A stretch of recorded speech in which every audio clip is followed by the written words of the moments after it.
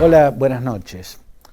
Causa cierta estupefacción ver lo que está sucediendo en Gran Bretaña, que Liz Truss, a solo 44 días de haber asumido como primera ministra, presente su renuncia, causa cierta estupefacción. Muchos hablan de crisis institucional en el Reino Unido. Yo no creo que sea una crisis institucional, porque la institucionalidad en el parlamentarismo funciona de ese modo. O sea, un primer ministro puede estar en el cargo horas sin que se trate de una crisis institucional. En todo caso, es una crisis política. Y es una crisis política de gran magnitud, lo que hace confundir, en este caso, la crisis política con la crisis institucional, que repito, no existe en este caso porque el parlamentarismo tiene los instrumentos para que las cosas funcionen de ese modo cuando se producen crisis políticas. Pero es una crisis política de inmensa magnitud, y a esto lo revela el hecho de que se trata de un récord absolutamente histórico de caída vertiginosa y veloz de un gobierno británico. Al récord de brevedad primero lo tuvo Anthony Eden, aquel líder conservador que ocupó el cargo que acababa de dejar vacante Winston Churchill allá en la década del 50. Anthony Eden había estado como primer ministro solo 2 años, y eso fue todo un récord, ¿no? Demasiado breve para lo que es la historia de los gobiernos británicos. Al récord total lo había logrado en la década del 70 Douglas Home. Sir Alec Douglas Home duró solo 1 año, de octubre del 63 a octubre del 64, exactamente 1 año. Y ese, que también era del Partido Conservador, quedó como el máximo récord de gobierno fallido, de gobierno brevísimo. Pues bien, batió el récord que tenía Anthony Eden y que había vencido Douglas Home, Liz Truss. En solo 44 días presentó la renuncia al cargo de primera ministra.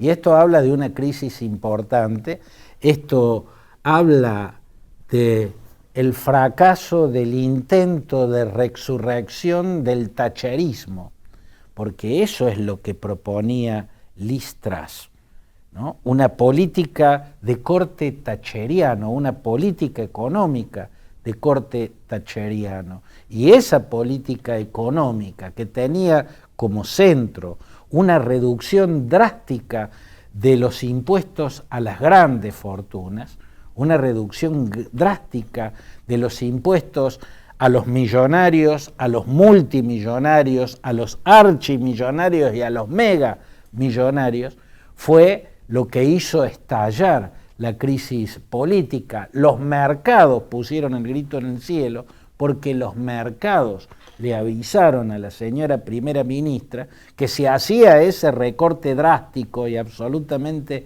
injustificado, lo que iba a provocar no es la pretendida, el pretendido derrame de la riqueza acumulada hacia las capas medias y medias bajas, no, lo que iba a producir ese recorte impositivo a las fortunas más grandes del país iba a ser un agujero fiscal tremendo, un agujero fiscal que se iba a convertir en un agujero negro que iba a absorber y destruir la economía británica.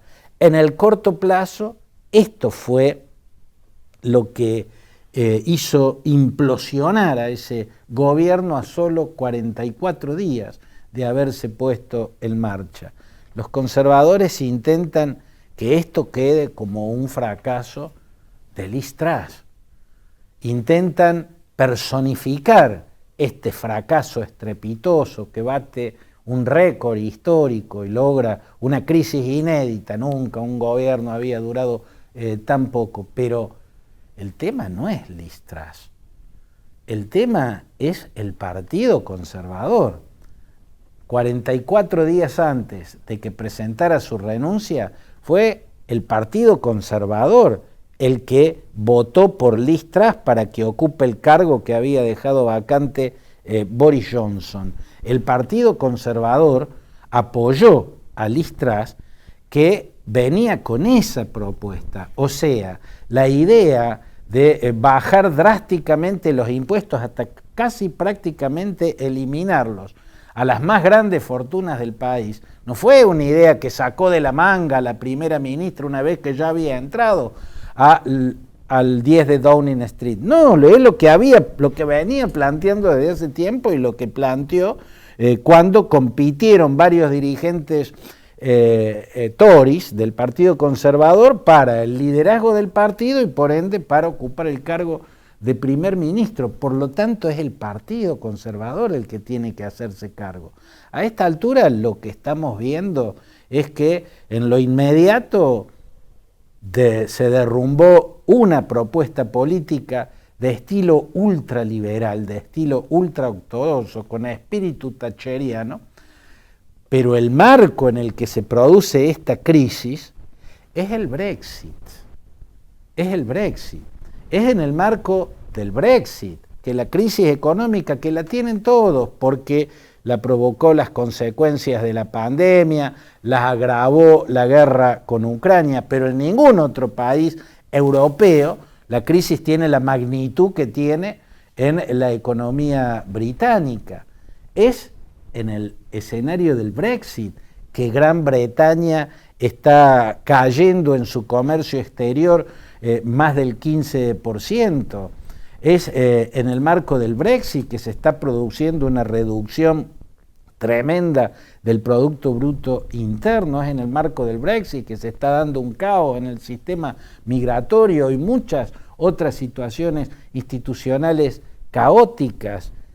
El Brexit es el laberinto en el cual los conservadores del ala radical, del euroescepticismo más radical, liderados por Boris Johnson, pusieron al Reino Unido de la Gran Bretaña y ahí deambula extraviado el reino. Mirando en retrospectivas vemos que David Cameron, si bien se equivocó cuando planteó el referéndum para que sean los británicos quienes decidan si Brexit o Remain, si salir de la Unión Europea o si permanecer en ella. Ese fue un error de David Cameron, pero no fue un error haber impulsado que la gente vote el Remain, el quedarse en la Unión Europea. Terminó perdiendo, eran más los euroescépticos, eran más los que tenían ganas de salir, pero las cosas no iban a ser como ellos habían dicho que sucedería. Por lo tanto, a esta altura vemos que lo que había descrito como realidad post-Brexit Boris Johnson no era cierto. No obstante, lo más importante, lo más revelador, incluso para estas latitudes, donde también están apareciendo liderazgos que plantean posturas ultraliberales, es que esas políticas en el Reino Unido acaban de hacer estallar por el aire un gobierno a 44 días de nacido. Esas políticas. Los mercados en el Reino Unido acaban de bajarle el pulgar a esos dogmatismos ultraliberales. ¿Esto significa que lo que valen son las políticas ultra heterodoxas? No. Lo que vale, lo equilibrado, es lo que está en el centro, ¿no? Ni la ultra ortodoxia, ni la ultra heterodoxia, el centro. Eso es lo que parece estar enseñando esta crisis política que sacude a los británicos. Pinturería Fantini, tienda de pinturas.